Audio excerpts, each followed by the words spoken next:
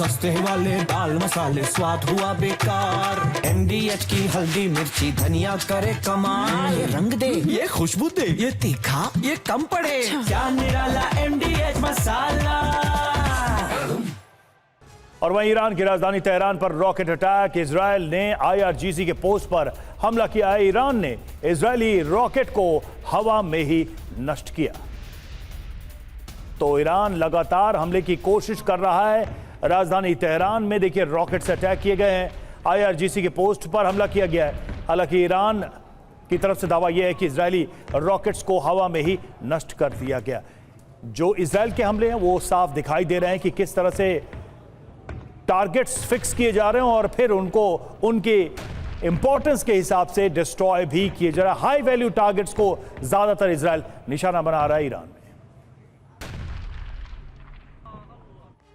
और इजराइल ने ईरान के 9 शहरों पर हमला किया है। ये हमले कहां हुए हैं आपको बताते हैं।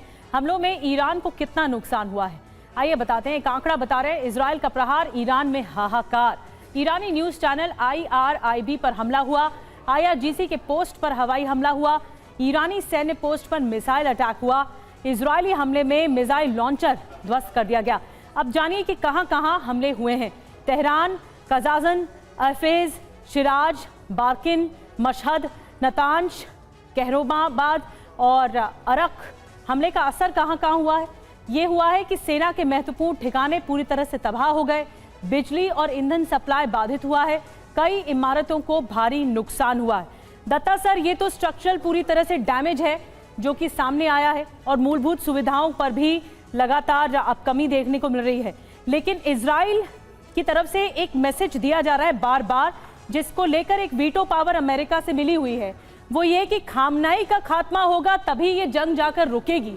क्या ऐसा लगता है? क्या ये नैरेटिव ठीक है इजराइल की ओर से या फिर मंशा कुछ और है इजराइल की?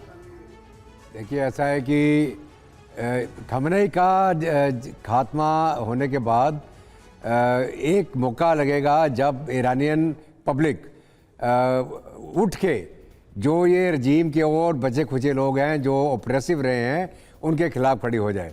लेकिन जहाँ तक गवर्नमेंट इन वेटिंग की हम चर्चा कर रहे थे कि कोई एक गवर्नमेंट इन एग्जाइल नहीं आज के दिन ईरान की, वो रज़ा पहलवी हैं।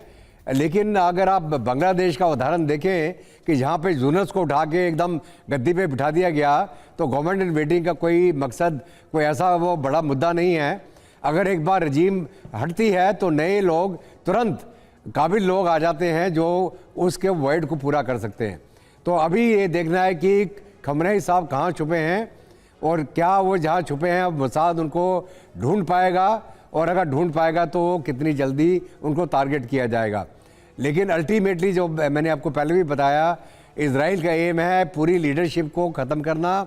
जो दहशत फैला रखी है लीडरशिप ने आवाम के ऊपर, वो डर को हटाना और साथ साथ में पूरे न्यूक्लियर प्रोग्राम को डिग्रेड करना।